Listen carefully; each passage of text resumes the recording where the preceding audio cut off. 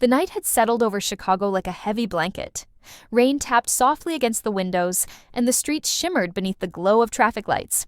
But inside one Southside apartment, silence screamed louder than the storm.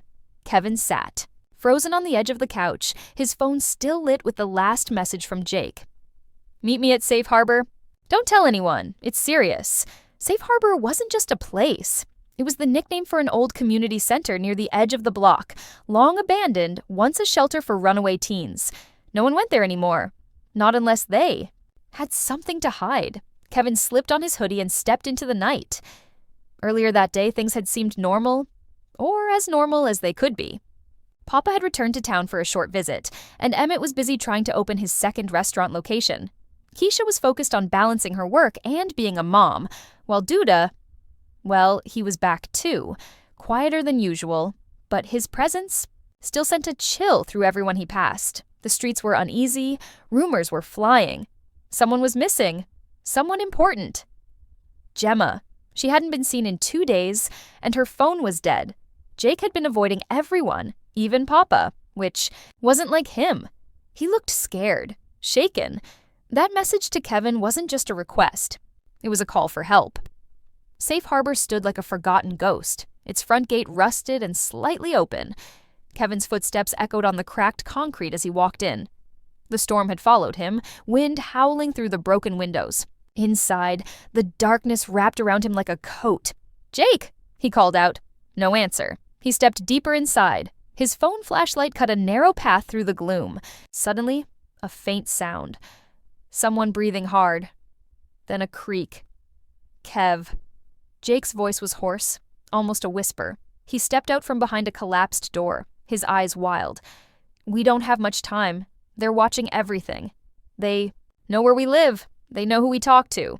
Kevin frowned. "What are you talking about? Where's Jemma?"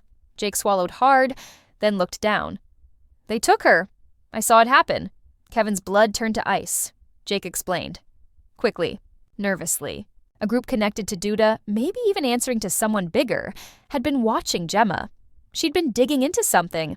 Financial records, old connections, things tied to the city council and how money flowed through certain neighborhoods. She found something big, and then she vanished. "They sent me a warning," Jake whispered. "They said if I talked, I'd disappear too, but I couldn't keep quiet." Kevin wanted to scream. Instead, he clenched his fists. "We're not letting them get away with this." Jake nodded, but his eyes said he wasn't so sure. Meanwhile, Emmett sat in his office, staring at the same message Jemma had sent him 2 nights ago. A list of names, places, a number he didn't recognize. Something was off.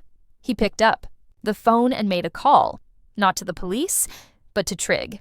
Trig had been keeping a low profile lately, ever since he tried to distance himself from Douda's grip. But this pulled him back in. He met Emmett outside the restaurant just past midnight, the rain still coming down. "Jemma's missing?" Emmett said. "Kevin and Jake are out there. They're on their own." Trig's jaw tightened. "Not anymore." Back at Safe Harbor, a noise outside made both boys freeze. Tires. Voices. "They found us," Jake whispered. Kevin grabbed his arm. "Come on." They slipped out the back, darting through the alley as shadows moved in behind them. But they weren't fast enough. A dark SUV screeched to a stop ahead, and 2 men stepped out. Guns drawn, no faces shown. "Get in, now." But just as they stepped forward, headlights blazed from the other end of the alley, Trig's car. Doors slammed. A standoff began. Trig stepped into the rain, eyes hard. "These boys ain't going nowhere." Emmett appeared behind him. So, did a few more people. Community members. Silent, but present. Watching. One of the men cursed under his breath. The other hesitated, then, slowly, they backed off. The SUV peeled away into the night. Safe Harbor wasn't safe anymore. But tonight the streets reminded everyone. Chicago watches out for its own.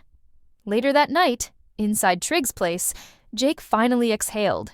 "She's alive," he said quietly. "I don't know where, but I know she's alive." Kevin nodded. "Then we don't stop. Not until we bring her home." And as the rain finally let up, a sense of calm settled over the block, the kind of calm that always comes before a storm.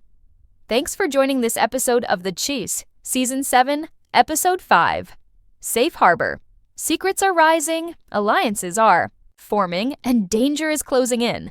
But in Chicago, nothing stays hidden forever.